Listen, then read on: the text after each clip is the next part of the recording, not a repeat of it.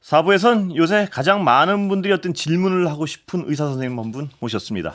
현대인들이 건강을 위해 챙겨 먹는 영양제가 오히려 독이 될 수도 있다는 이야기를 하신 전문가. 느리게 나이 드는 습관이라는 책을 내기도 하셨고요. 노년내과의 1인자로 불리기도 하는 정의원 서울 아산병원 노년내과 교수 모셨습니다. 어서 오세요. 네, 안녕하세요. 반갑습니다. 네, 반갑습니다. 예, 그런데 이거 여쭤보기 전에 워낙 어떤 지금 의정 갈등 상황이 좀 긴박해서요. 그걸 여쭤보지 않을 수 없습니다. 지금 어떻게 보십니까? 네, 뭐 사실 지금 여러 병원에서 집단 휴진도 한다고 하고 굉장히 좀 긴장이 고조되는 상황인 것 같습니다.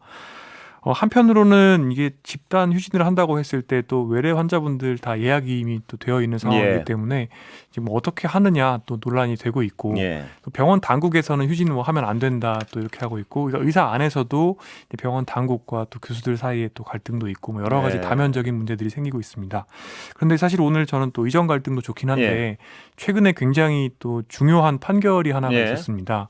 흔히 이제 의사 선생님들은 맥페란 사건이라고 하는 사건인데 이게 항구토제로 가장 우리나라에서 흔히 쓰는 맥페란이라는 약이 있습니다. 메토클로프라마이드라는 성분의 약인데요. 아, 구토를 막는 약이군요. 그렇습니다. 메스껍고 구토할 때 쓰는 약인데 이 약을 이제 의사 선생님께서 환자한테 처방한 이후에 환자분의 파킨슨 증후군이 악화되었다라고 해서 실제 금고 10개월에 집행유예 2개월로 의사 면허가 취소되는 일이 있었습니다. 근데 사실 저는 노년내과 의사고 제가 뵙는 분들 중에 치매 그리고 파킨슨병, 파킨슨 증후군이 있는 분들이 굉장히 많고 심지어 이런 것들이 소인으로 숨어 있는 분들도 엄청 많거든요. 그러니까 이제 고령 사회가 진행되면서 어떻게 보면 환자분들이 내가 무슨 병 있습니다를 다 달고 들어오지도 않고 진단이 안 된 경우도 많은 상황에서 여러 가지 흔하게 사용하는 증상약 그중에서 제일 대중적인 항구토제 지금 현재는 보험으로 쓸 수 있는 거의 유일한 주사제였는데요. 이 약을 사용한 것이 이제 범죄자가 되는 거죠. 그런데 지금 현재 우리 진료 환경 생각해 보시면 뭐 저희 병원에서도 제가 지금 3분 진료를 요구받고 있는 상황인데 3분에 한 분씩 환자를 봐야 된다는 말씀이시죠? 그렇습니다. 환자분 들어오면 나갈 때까지 3분 내에 다 해결을 해야지 어떻게 보면 병원이 굴러가는 상황입니다. 그런 상황에서 드시고 있는 약, 모든 병명, 가지고 계시는 소인들 다 여쭤보는 게 불가능한 상황이다 보니까 이런 것들을 확인하지 않고 어떻게 보면 또 노인의 부적절 약제일 수 있는 맥페란 처방했다고 해서 이제 의사 면허가 박탈된다고 하면 저 같은 내과 의사 입장에서는 이제는 뭐 65세 이상의 질병이 많으신 환자분들은 그냥 진료를 하면 안 되게 이제 되는 상황이라고 볼 수가 있습니다. 그래서 제가 오늘 꼭 말씀드리고 싶은 게 하나가 있습니다.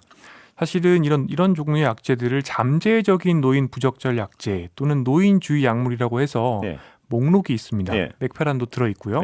또 우리가 가려움증에 쓰는 뭐 클로르펜이라면 이런 약들도 있습니다. 여러 가지 약들이 이렇게 리스트가 있는데 이런 리스트를 처음 만든 학회가 미국 노인병학회입니다. 저는 이제 한국에서 노인병을 하고 있지만 미국 노인병학회에서 이런 리스트를 만들고 또 가이드라인을 만들면서 제일 중시한 게 뭐냐면 이 가이드라인이 진료에 도움이 되어야 하고 연구에 도움이 되어야 하고 의사를 교육하는 데 도움이 되어야 하는 건 맞다. 하지만 이 가이드라인은 사람마다 불확실성이 굉장히 많기 때문에 또 이 약들이 대부분 꼭 필요한 약이기 때문에 이 약들이 결국엔 필요하기 때문에 이것들을 무조건 못 쓰게 하거나 이런 약들을 썼다고 해서 의사를 처벌하거나 정확히 그 문구가 써 있습니다. 또는 어떤 이런 약들을 사용하는 게 삭감의 근거가 돼서는 절대 안 된다라고 하고 주의해서 가이드라인을 사용할 거를 이제 굉장히 강력하게 이야기를 하고 있는데 제가 이제 다제약물이나 노인의 약제 사용과 관련된 이슈에 대해서 우리나라에 계신 관료분들이나 또는 전문가분들을 만나보면서 느끼는 게 마치 귤화 위지처럼 이런 가이드라인이 우리나라에 들어오게 되면 결국에는 이렇게 어떤 처벌을 한다거나 삭감을 한다거나 이런 근거로 갑자기 돌변해버리는 경우가 많아요.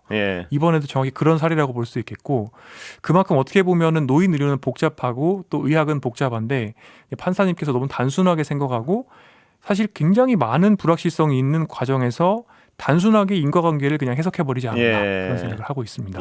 그런 어떤 사법적 불안감 이런 것이 의사의 역할을 수행하는데 굉장한 어떤 장애가 된다는 판단이시죠? 네, 그렇습니다. 이전에 이대 목동병원 사건 때도 결국에는 중환자, 특히 소아중환자를 보게 되면 내가 잠재적 범죄자가 되는구나.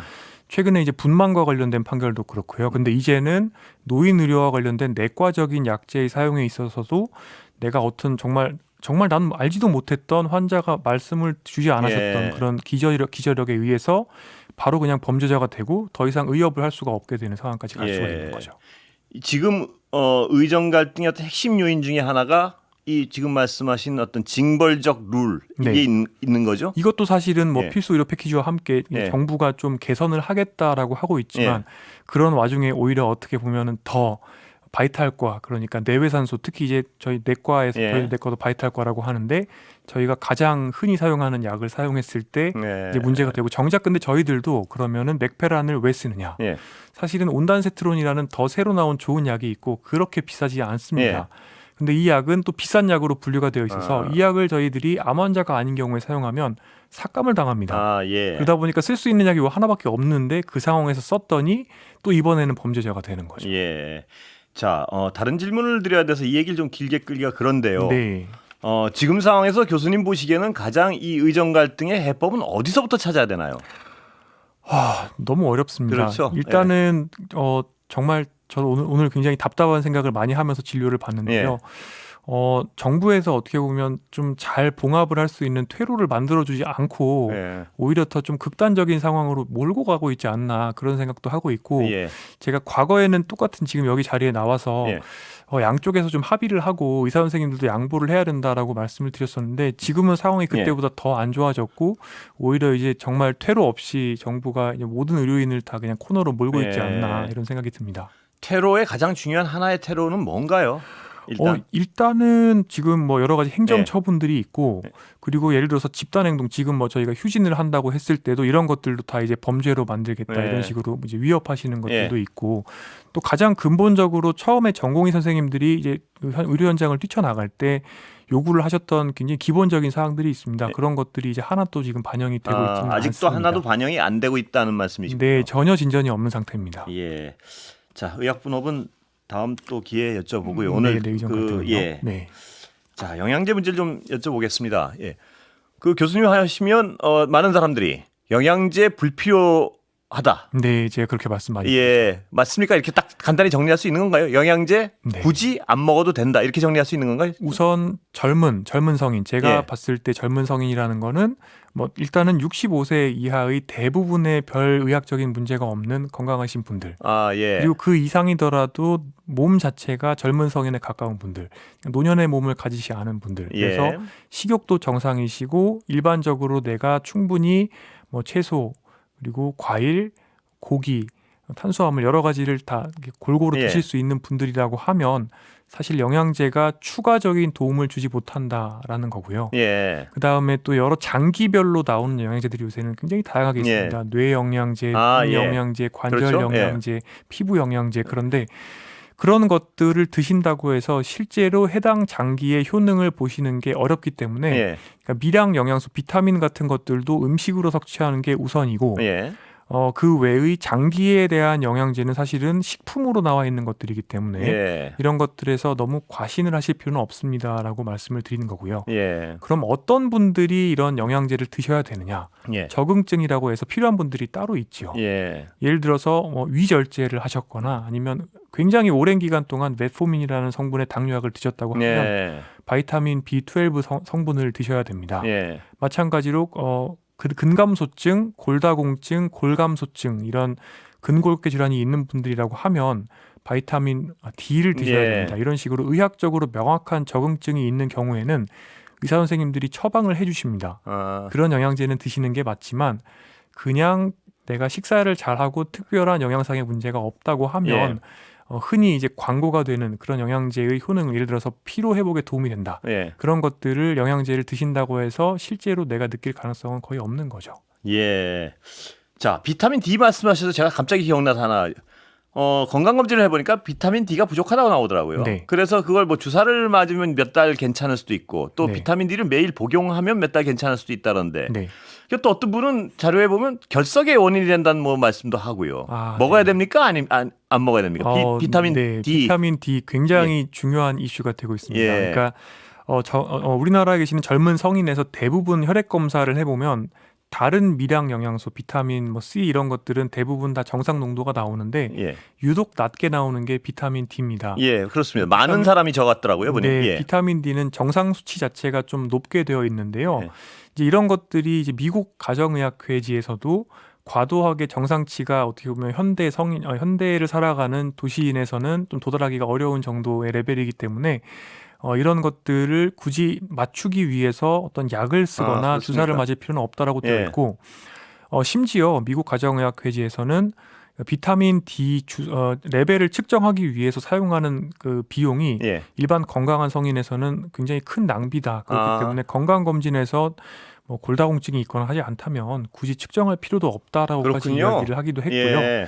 그래서 많은 논란이 되기는 하는데 말씀하신 것처럼 비타민 D를 정말 저한테 오시는 분들 중에는 뭐 주사도 맞고 먹기도 하시고 약으로도 드시고 이렇게 하다 보면 비타민 D 농도가 또 오히려 상한선을 넘어가시는 분들이 있습니다. 그런 경우에는 몸에 오히려 칼슘 농도가 올라가면서 정말 콩팥에 돌이 생기고 이럴 수 있습니다. 그래서 과용이 오히려 또 문제가 될 수 있고 독성이 나타나기 때문에 특별한 기저력이 없으시고 골다공증, 그러니까 뼈 건강이 문제가 없는 분들이라고 하면 굳이 측정을 하실 필요는 없겠고요. 근데 이제 완경 폐경하신 이후에 여성분들이라고 하면 너무 낮다라고 하면 일일 뭐 800유닛에서 1200유닛 정도의 비타민 D를 섭취를 경구로 하는 것을 시도는 해볼 수 있습니다.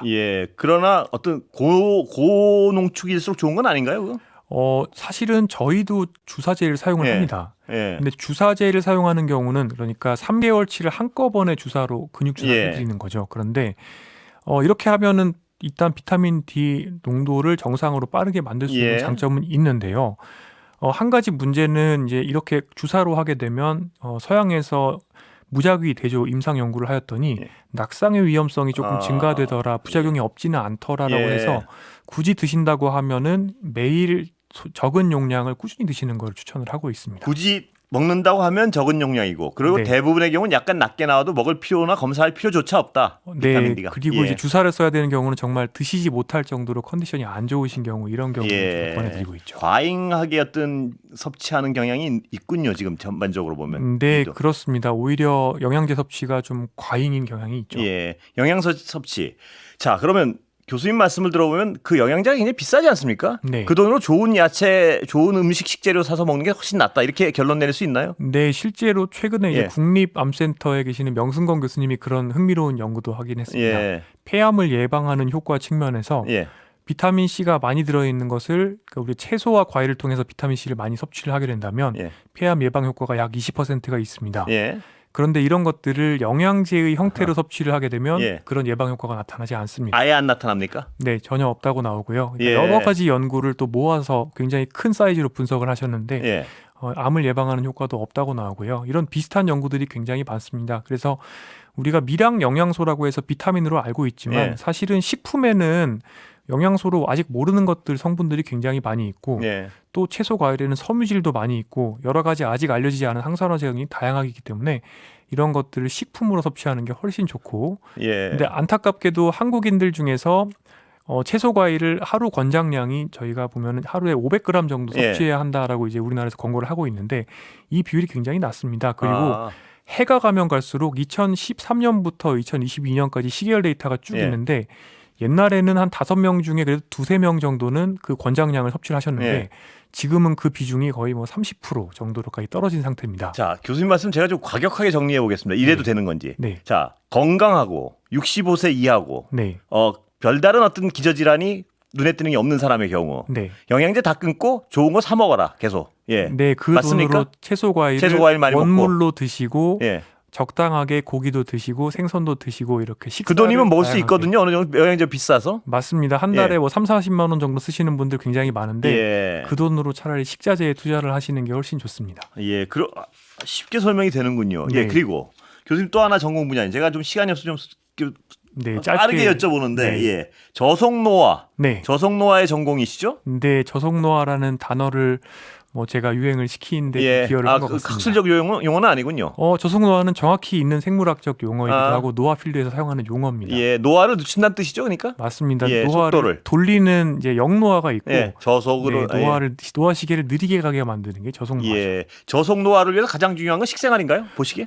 여러 가지가 조화로운 삶을 만드시는 게 중요합니다. 잠도 잘 자야 되고 스트레스도 덜 받아야 되고 사람들과 즐겁게 살아야 되고 술 담배도 줄이고 운동도 많이 하고 식생활도 중요한데 그 중에서 이제 한 가지만 놓고 봤을 때 임팩트, 예. 노화 속도의 임팩트로 제일 큰 거는 사실은 식생활이라고 볼 수 있습니다. 좀 식생활 가장 쉽게 네. 오늘부터 당장 할 수 있는 거 딱 정리해 주시면 어떻습니까? 제가 늘 말씀드리는 게 단순당과 정제 곡물을 줄여라. 설탕 이런 거, 네, 예, 이게- 쌀, 하얀 네. 쌀, 예. 왜 그러냐면 지금 현대인에서 노화의 액셀러레이터, 가속 페달을 밟는 제일 강력한 게 첫 번째가 인슐린과 IGF, 그냥 인슐린이라고 생각하시면 됩니다. 예. 그리고 또 하나가 엠토르라는 게 있는데 엠토르와 인슐린은 둘 다 내가 대사 과잉일 때, 특히 탄수화물, 정제 탄수화물을 많이 먹을 때 올라갑니다. 예. 이런 것들을 빼내는 거 그러니까 빵, 떡, 국수, 아. 흰쌀밥, 그다음에 콜라, 사이다, 사탕, 초콜릿 다 맛있는 거네요? 이런 것들을 줄이고요. 예. 그리고 우리가 이제 흰쌀밥 드실 때 대신에 거기에 콩을 많이 넣어서 예. 잡곡밥 드시고 이런 식으로 식사를 하시는 게